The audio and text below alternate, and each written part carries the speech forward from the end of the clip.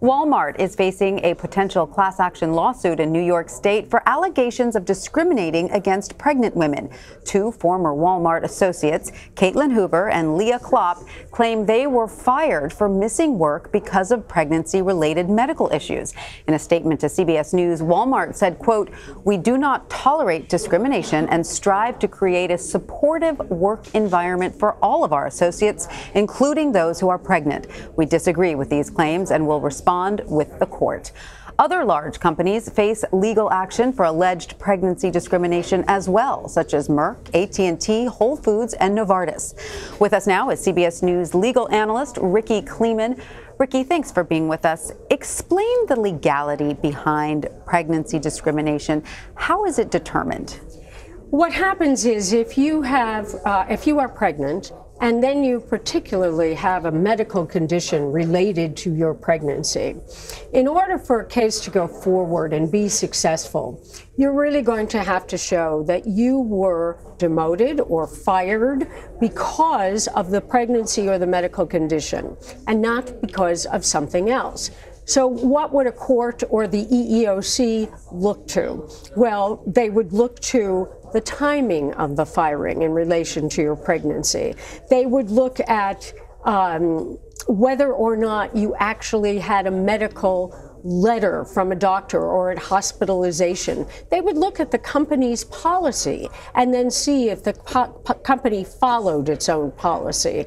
The difficulty with proving these suits from a plaintiff's point of view, which one would think would be so easy in this day and age, is that you can tell even from Walmart's defense what employers say. They say, look, we have a policy. And by the way, Walmart's policy in the end of 2017 and forward is very, very good. So they have a written policy. And they will say, look, there was something else besides the pregnancy and its related complications as reasons we fired these two women. In general, well, are you a bad employee? Do you have a bad attitude? Right. Have you created some kind of condition in the workplace that isn't healthy for other people? There's all kinds of reasons that employers have been able to come up with an excuse, or what the law calls a pretext. It sounds like there are a lot of gray areas here in some ways.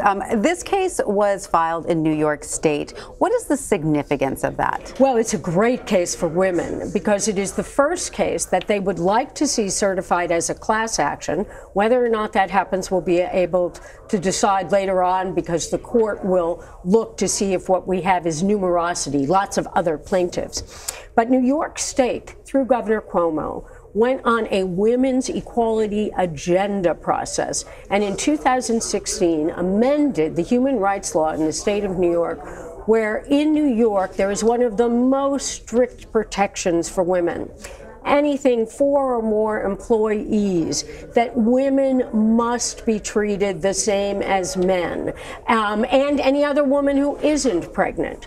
And if you have a pregnancy which has to do with leave and you have a medical condition, if you can show that, you are going to get the presumption that you are on the correct side of the law. And Rikki, how often are pregnancy discrimination cases filed? They seem to be on the uptick. Well, they're really on the uptick. Apparently, before the EEOC, with its over 3,000 last year, which is more than double of what it would have had 20 years ago.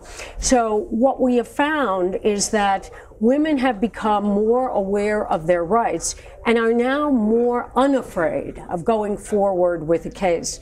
You have to remember, it's not only the executive who gets passed over because she is pregnant, because she's going to take more time off, or downsizing. What you have today in a market where there's lots of employment is companies can really go forward, even with a good policy, and a manager says, like in Walmart, if in fact the facts are proven, well, we have a point system. We can tell when you're here, when you're not, when you leave, when you come, when you go, and we can decide on points alone, nothing else, that this is why we're letting you go. Right. So the complaints have gone forward more and more, and I think there's more knowledge out there, particularly for low-wage women who don't have another place to turn and don't have the resources to fight. So, Rikki, what would you like pregnant women to know? What are their rights exactly? What should they be aware of? Well, I think that obviously, if you can afford it, you should always go forward and find a lawyer who specializes in these employment matters related to pregnancy.